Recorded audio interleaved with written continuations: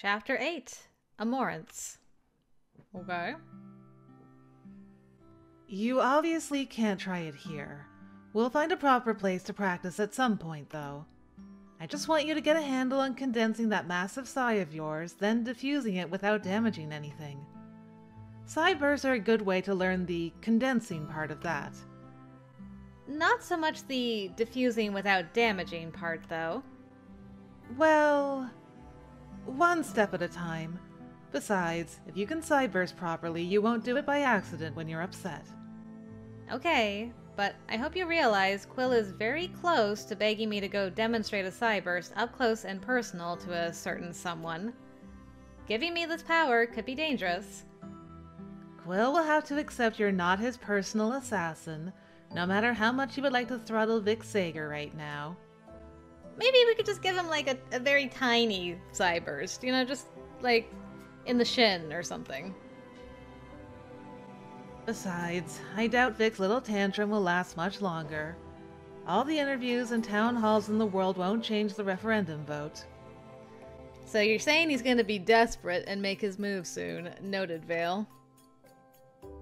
No, but they might change the public discourse enough he can force another one. Which was obviously what he was angling at least based on the veiled attacks aimed at Quill and Locke, who he deemed as out of touch with Nisa's needs. And with the needs of neo-humans and augments in general. An odd statement from a man who was neither neo nor augment. Even if Quill wasn't offended by the attacks, at the very least he found them annoying. A faint smile came to my lips as I remembered last night's rant. He was unconsciously funny when irritated. Oh no. And what's that little smile for, Miss Leone? What smile? I turned away from Vale, heat flooding my cheeks. I hadn't realized I had been pasted all over my face. Behind me, they chuckled at my refusal to look at them. Mm-hmm. Rory, how are you doing today? You seem like you're feeling better. I see you changing the subject. I resisted the urge to glare at them as I moved to sit beside Rory. Rory, save me! It had only been a few days since our last chat, and there was a long road ahead. But he seemed more relaxed, and that smile on his face as he watched Vale tease me was so very precious. Aww. We were trying to include him whenever we got together, which meant he was sitting in on my impromptu session with Vale. Ripley says the psi fatigue is basically cleared up now. Well, you spent a long time overtaxing yourself to get here. And I'm sure before that, too. I'm glad you're almost back to normal. It's thanks to everyone else. Just don't bother thanking them. They always refuse to accept it. I know. Morgan, sorry to interrupt, but can you come inside for a moment? I looked up when Quill unexpectedly stepped out onto the terrace and spoke my name. He hesitated by the door, then tipped his head toward the inside as he returned. Casting a frown at Vale, I got up and followed, wondering what he looked so serious about. Is everything okay? You rarely interrupt us when we're working. Well, I've just seen how hard you work at trying to teleport yourself straight off my terrace so you can plummet to your death. It seems a shame to bother you. I'm not trying to do that. And I've already stopped slamming myself face first into the pot plants, so... Yourself? I'm pretty sure I watched you do it to Vale and Rory at least once each. Did you need something, or did you bring me in here to make fun of me? Why can't it be both? I'm going back outside. Okay. I did have a legitimate reason for interrupting. I talked to Rob again this morning. He wants to meet in person. Oh goody, I can't wait to meet this new character, Rob, the detective. Oh? Why out of the blue like this? Have you ever met him in person before? No, I haven't, and I don't know why he suddenly wants to. Probably has a hunch as to, this girl. Maybe. Maybe possibly. He leaned against the half wall of his workspace, crossing his arms over his chest. I sent him what we learned about Rory's history and asked him to look into it. and see if he can find anything on Rory's partner, just like we discussed. I didn't hear from him for almost 60 hours, and now this. I'm not sure what could concern him enough to want to discuss it in person. That is worrying. Are you going to meet with him? I'm thinking about it. He wants to meet in Arelli, but it'll be the day you're at the Research Institute. Ah, I see. There shouldn't be a problem with that, right? It's not so much that. I guess I was hoping... Aww. You want me to come with you? Do you want me to come with you? Is that it? Well, yes. But also no. I'm not comfortable with you leaving the city right now. That was a good point, but still. I can reschedule the... No. I don't think you should. I don't want you to. I don't want the Arensol thing to consume your entire life. You have other things to focus on, and this is my responsibility, not yours. But look, I'm not as familiar with things on the outside, or people out there, and I'm not an Esper. I want your take on something before I agree to meet him. Okay. Is it your outfit that you're planning to wear, or what? My take on what, exactly? And what does my being an Esper have to do with it? Well, you have your... things. Your bad feelings and things. So you want to know if I have any bad feelings and things about the meeting? Sort of. Rob sent me a message this morning with his public profile. I don't know if I mentioned that we kept our actual identities out of our conversations. I've never known much about him beyond that he's a detective from the Triad. Is there a problem with his public profile? He's... not just a detective. He's from Utpol. Utpol is investigating Arensol? No! No. No. If Utpol caught wind of this whole thing, it would be a much bigger thing than it is. Rob is unofficially investigating it. Remember I said he does this stuff in his spare time, more as a hobby than anything, though it's clearly a little more than that for him. In fact, he told me that if his boss was aware of some of the things he looks into, he might be reprimanded. He does more than investigate cold or stalled cases.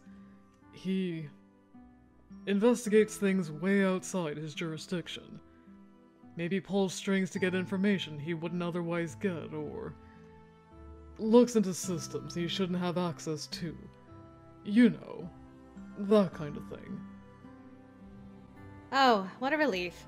Just someone casually breaking rules to investigate conspiracy theories. You know me. I like dealing with these criminal sorts from the Triad. You do seem to have a type. Thanks. Anyway, that's why I wanted your thoughts about him. I'm not sure I have particular thoughts.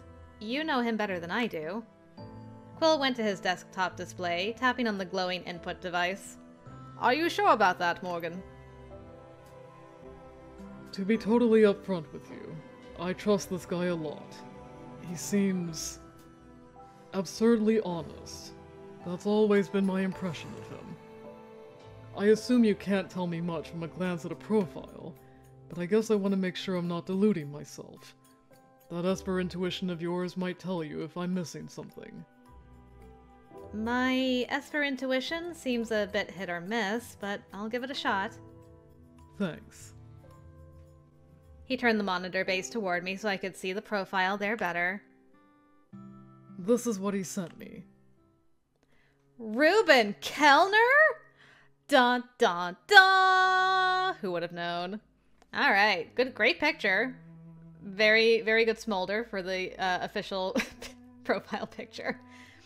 Reuben Elias Kellner, 43, Unified Triad Police Organization, Class 2 Special Investigator, 18934 badge number, education, B-level degree of criminology and criminal justice, C-level diploma of criminal analysis, C-level diploma of crime scene investigation.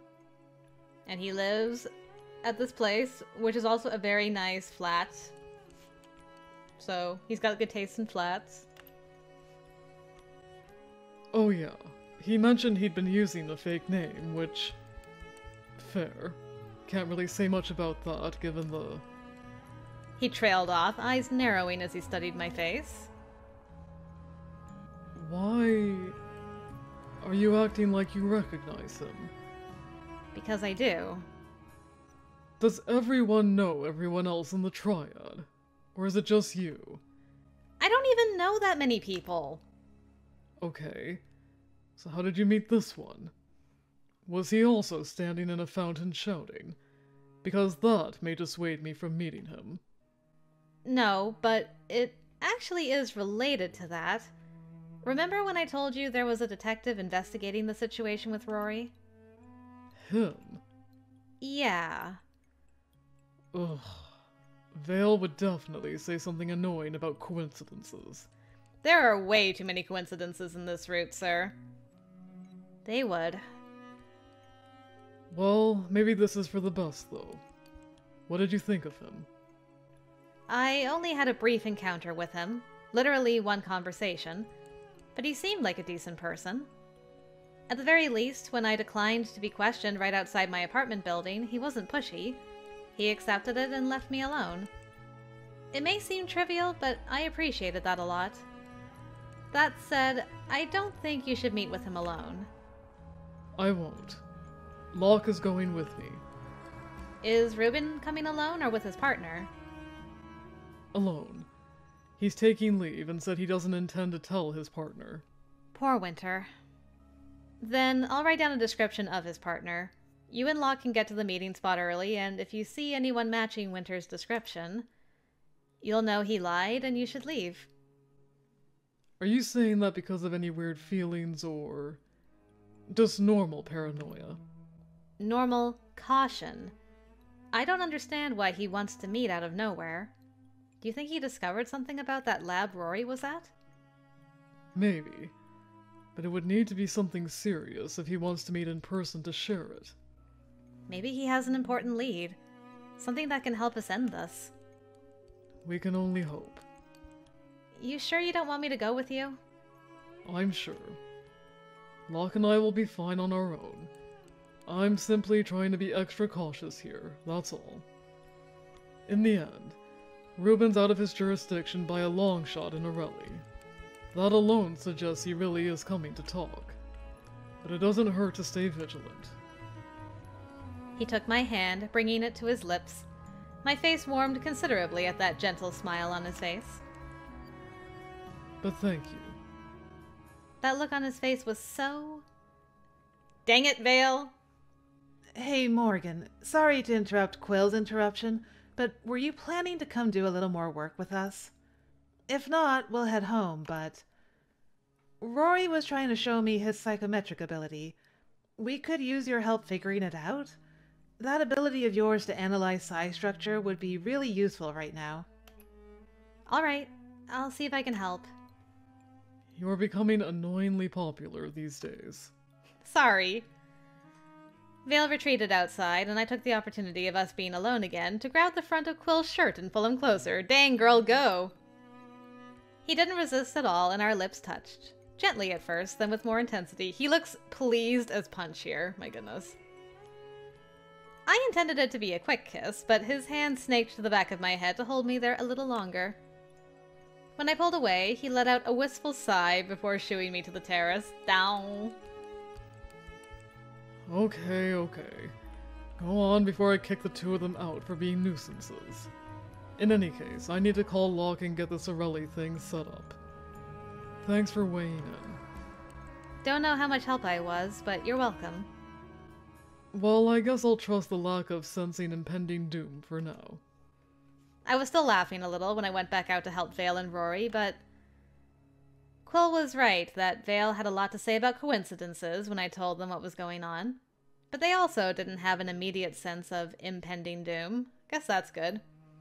If they were meeting the same day I was going to the Research Institute for a tour, then we had 3 days to think about it and plan. and to worry about whatever it was that spooked Reuben enough to want to meet Quill in person for the first time since they'd known each other.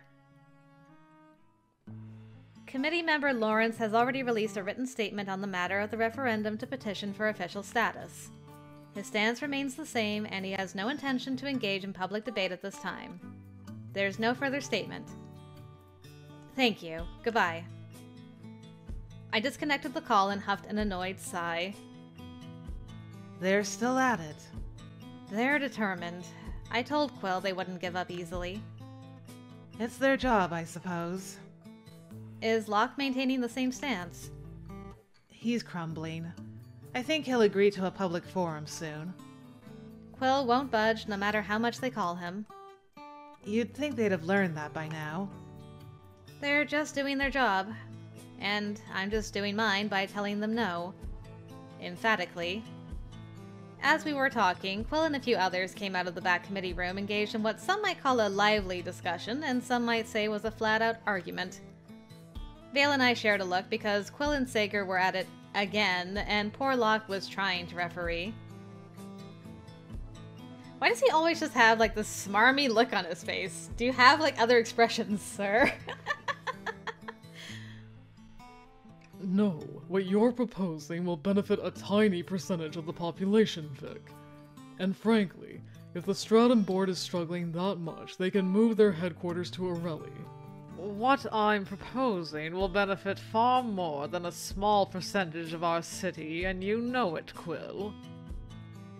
Certainly more than our continuing to hide will benefit them. Sure, if you view it from only one angle, but you're refusing to consider the drawbacks. Of course I'm considering them. I simply think they're far outweighed by the economic and political benefits. Political benefits? Really? Are you going to talk to me about that subject, Vic? Okay. We agreed to end the discussion when we left the committee hall, you two. If you want to keep arguing, should we go back? I apologize. However, it's difficult to let it go when proponents of public recognition are repeatedly vilified as being motivated by greed. If it wasn't motivated by greed, perhaps no one would insinuate it was. Oh! Pew, pew, pew, pew, pew, pew. Got him. Locke had to almost visibly restrain himself from strangling them both in that moment. I decided to be kind and go save him. I apologize for interrupting, but before we leave today, Quill, I need your approval on one or two things. Especially since you'll be taking a few personal days starting tomorrow. I gave the group of them my most innocent smile, relieved when it appeared the interruption succeeded in breaking tension. Alright, I'll have a look at them. Vic, we'll continue the discussion in our next session. Of course. I hope you have a wonderful break. Perhaps you can do some traveling out of the city to clear your head a little. It would be fantastic if you took time to clear your head as well. Oh, I assure you, my head is quite clear. Well, that much is obvious. Oh, dang, got him again. Also, though, I really wish we hadn't told Vic that Quill's gonna be out of town for a few days, because, like, he's like, oh, he's away, is he? Interesting timing. Okay. Morgan. Quill, please? I motioned to my desk. Quill followed me over, and I was almost certain everyone in the room heard Locke's sigh of relief. What did you need me to see? There's this budget proposal I thought you should look at before you take the next few days off. I handed the metallic cylinder to him and smiled innocently when he glared at me. Morgan, this isn't due for 2 weeks. Oh? I must have missed that. Ugh. Fine, I get it. You wanted to stop the argument. Before Locke started strangling people, yes. And somewhat to stop you from strangling one person in particular. I could have just dragged you away, but this seemed a little more professional. Luring me away with fake work. It's not technically fake. But if you aren't interested in going over budget proposals, then it looks like we're done for the day. Ugh. fine. Let's get out of here before Vic tries to pick another fight. Alright, let me clean up a little and we can go. Are you nervous about tomorrow? No. Not about the meeting anyway. More about whatever Reuben might have found. It's a shame he couldn't come here so I could meet with him too.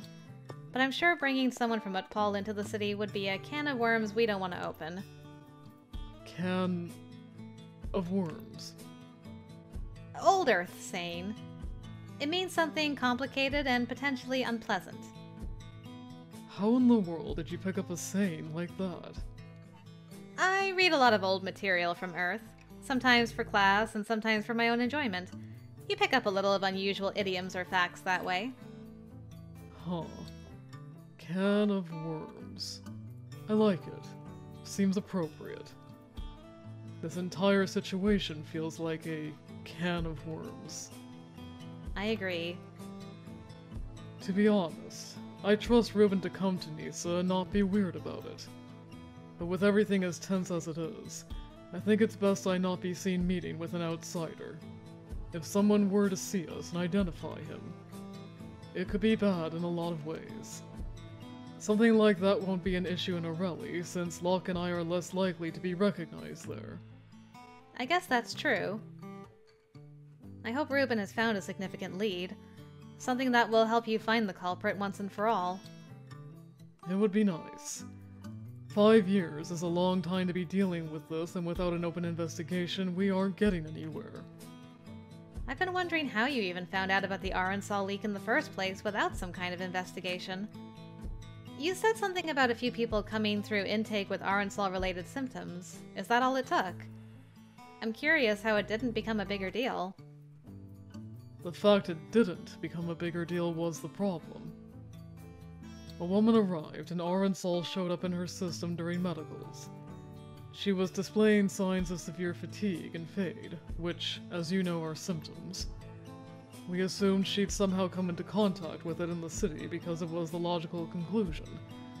No one was thinking things like people sharing Nisa's research outside. And the woman wasn't a lab escapee like Rory either. But it always bothered me how quick people were to sweep it under the rug. An internal inquiry didn't find evidence it had made it outside the lab somehow. And when no other contamination was found, it felt like people wanted to sweep it under the rug awfully fast. I don't know why I started searching for information from the outside. Maybe it was just paranoia. And that's how you realized there was a research leak. It took a while, though. At first, I found the occasional odd story about burnout or fade. Rumors, theories about secret experimentation. Most of it seemed obviously false, but sometimes you get sucked into a vortex of research and reading.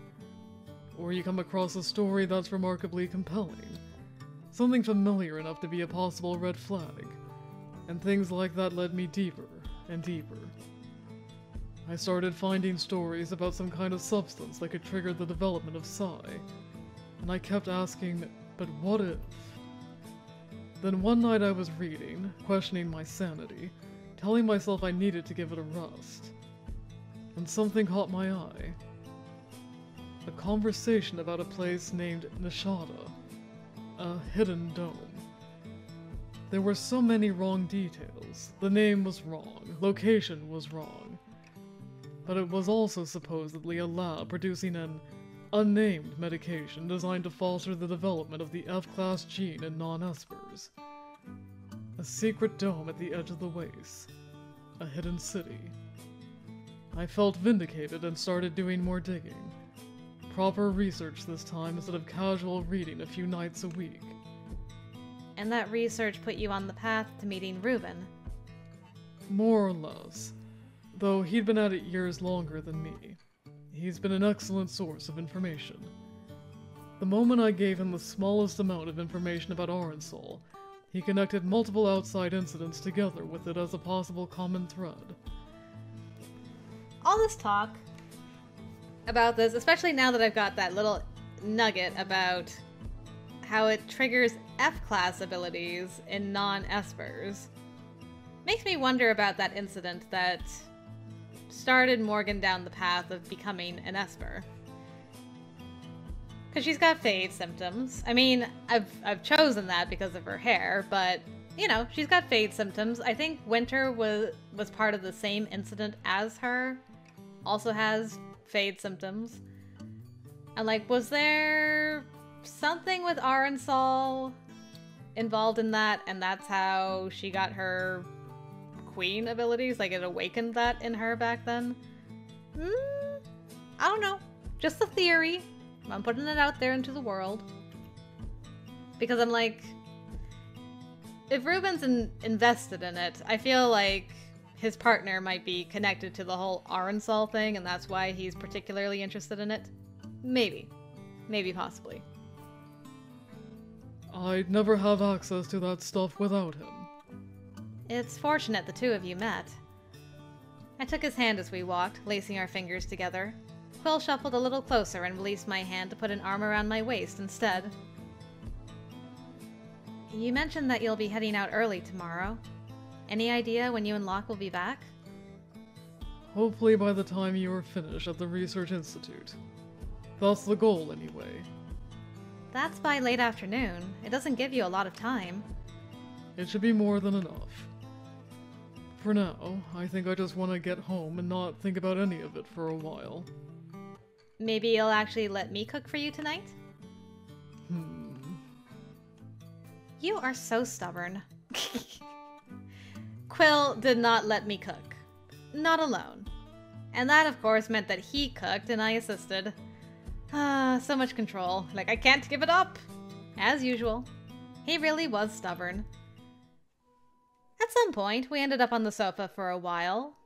Not quite snuggling. We started out talking, inevitably landing on work again as much as we tried to avoid it. But the mood had been getting softer. I kept bringing up work, half in an attempt to shatter it, half out of sheer nervousness, because somehow it felt different from the usual mood between us. I'm sorry you're having to deal with the media still. I've given a statement. I don't know what else they want. I'm your assistant. Didn't you say it's my job to hang up on people you don't want to talk to? Quill shifted a little closer to me, his arm moving to the back of the sofa, where his fingertips brushed against my shoulder. His hands were always so warm. It sent little rippling shivers through me, and I had to fight to keep from staring at where he was touching me. Good grief, Morgan. You're not an adolescent anymore! I know. It's just that normally you wouldn't be fielding media calls with this much frequency. That's all Sager's doing. It's not that big a deal. I've dealt with way worse than a few persistent reporters. But I didn't want this job to be annoying for you. It's not annoying. Why are you so worried about it? Normally you'd question why I would bother to be annoyed in the first place when I can just hang up on people. He looked away, faint color coming to his face. I know. But I can't help but worry about things when you're involved. Is that so? He looked my way again, a smirk coming to his lips. His fingertips moved from my shoulder to the side of my neck, then the underside of my jaw where his thumb traced a soft line. You always make me worry about things I normally wouldn't. And is that a bad thing? Not at all. I'm glad you're here to worry me. I've tried to be abundantly clear about that. As he spoke, his voice had dropped in tone, turning velvety soft. I wasn't sure what caused this sudden shift. All the outside stress and chaos? Somehow the air between us was heavy with expectation in these quiet moments. I didn't even realize I'd been leaning toward him until I noticed how close we were. And I wasn't even surprised when he moved a little closer to press a kiss to my lips. It wasn't like it was our first, but I was still trying so hard to resist just throwing myself at him. I couldn't even say how long it had been since I'd been so willing to dive into a relationship with someone this fast. But he made it so easy to want that. If Quill was having the same struggle, it wasn't at all obvious. Because if I was trying to hold back, he was intent on moving closer. One of his arms snaked around me, pulling my body against his. This kiss, unlike the others, was slow but deeply intense. I could feel the unhurried and agonizing heat of longing stir in the pit of my stomach.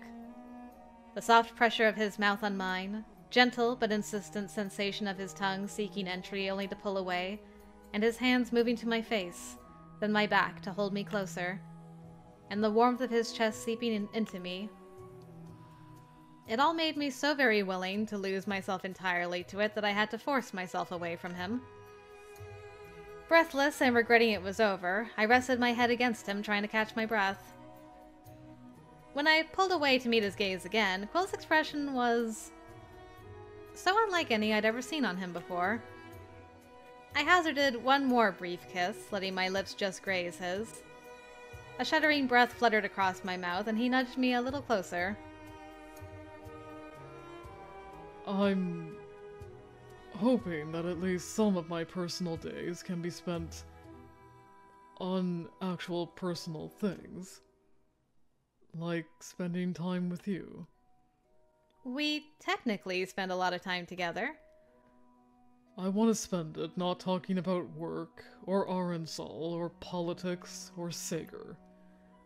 Every time we say we're not going to, we still do. Oh, I know. Maybe it would be nice to go somewhere to clear my head. If I can't leave the city, that might be hard. Unless you go alone. There would be no point to that. Then what do you do to clear your head other than visit other places? Right. Ah, so you're the sort that gets your mind off work by just doing other work. What do you do to get your mind off things? Honestly, sleep. Or read. The life of a student is pretty boring. Spending a day lazing around in bed with you wouldn't be bad either. I knew that. I was like, this isn't going to develop into any kind of fun time shenanigery, because there's going to be an interruption at some point. I was half expecting Locke to be, hello! and just walk in. But that didn't happen. But it is the HCD, so it's still an interruption, barf. Quill's HCD went off before I could respond to that, causing him to glare at it hard enough I wouldn't have been surprised to see him toss it out a window. But he finally let out a long, tired breath and got up to answer it on the third insistent chime. I watched him speak into it as he leaned against one of his chairs. I couldn't stop the smile from making its way to my face as I studied him. Every little detail, from the slight downturn of his lips to the way he ran a hand through his blonde hair, only for it to fall right back into place. The call seemed to be another committee member. I decided to give him some space and head out to the terrace. But as I passed him on my way out, Quill grabbed my arm. I motioned that I was going outside, but he pulled me closer, wrapping one arm tight around me. Aww. My attempt to squirm away was unsuccessful. Though he rarely made much of a show of it, Quill was a lot stronger than me after all. I felt his silent chuckle at my struggle vibrate against my back.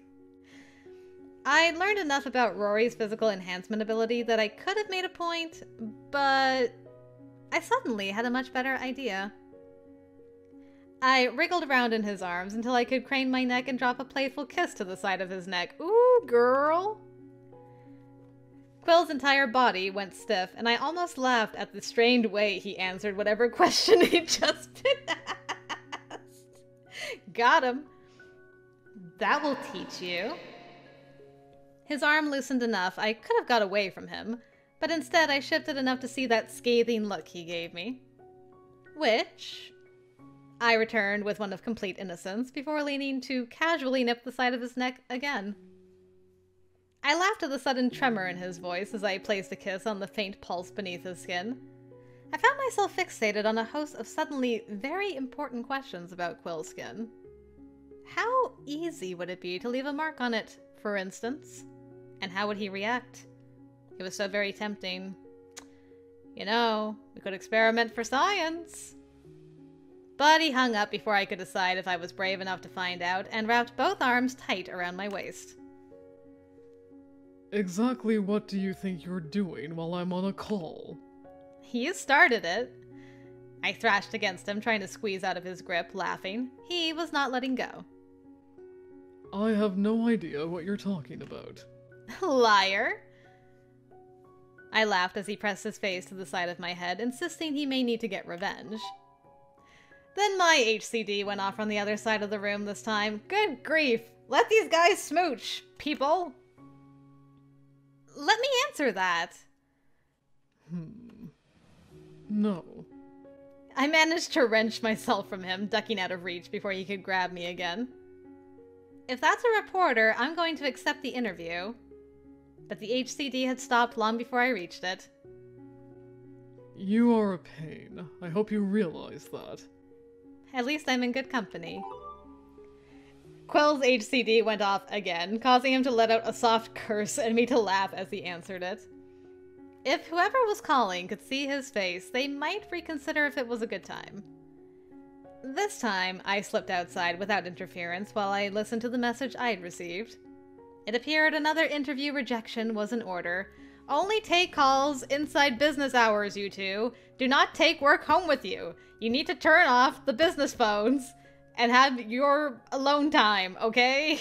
Set some work boundaries, gosh dang it. I hoped things would calm down soon and give Quill much needed time to relax. Or write again. Vic Sager may continue to cause frustration for a while, but whatever was driving Ruben to want to meet in person, I just hoped it would help us at least resolve the biggest concern Quill had right now. If not, I wasn't sure what we would do next. Only time would tell.